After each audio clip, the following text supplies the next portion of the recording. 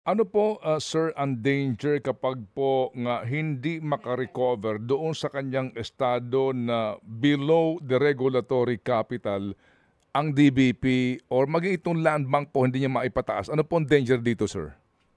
Napakagandang tanong yan, kasamang Ted.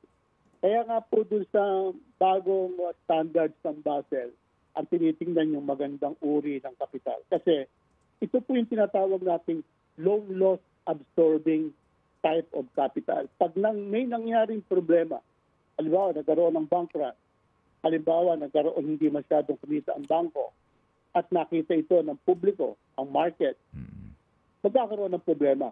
So, kung kakaunti ang CET1 mo o kaya yung pong ating capital base na below minimum capital requirement, delikado po. At kung mahahawa yung ibang bangko, bagamat napakalakas po ng pagbabangko ng sistema ng bangko sa Pilipinas, dahil sa tinatawag nating contagion, mahahawa, magkakaroon po ng tinatawag tayong financial stability issue. Yun po yung dahilan kung bakit concern ang bawat isa sa atin, concern ng IMF, doon po sa kapital ng Land Bank at DBP after Maharlika.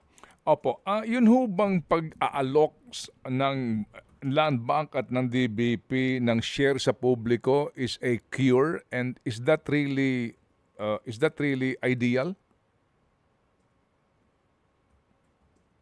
Kasi po, number one, kagaya ng sinabi ko kasamang Ted, wala sa posisyon ang ating national government to recapitalize. Kung magre-recapitalize, again, utangin yung pangkapital o kaya magtataas ng buwis. Pero before that is done, late na. Okay? Kailan yan maipapatupad. So, a good alternative or a good option is to publicly list both banks doon po sa ating stock market.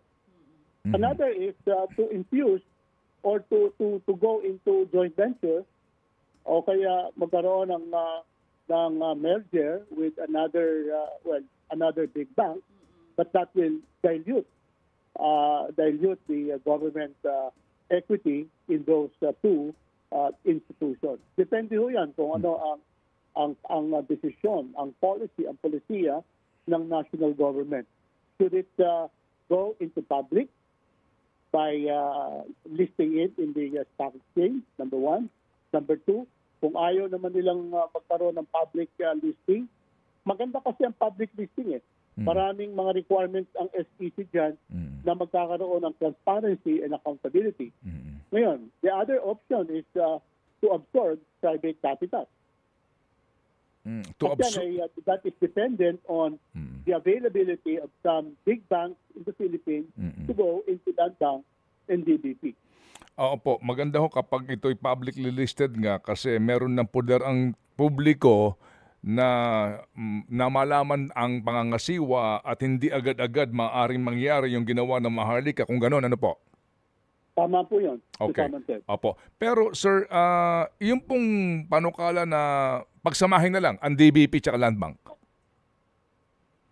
Pag pinagsama mo yung medyo malakas at medyo mahina, in total, baka hindi ganong kalakas.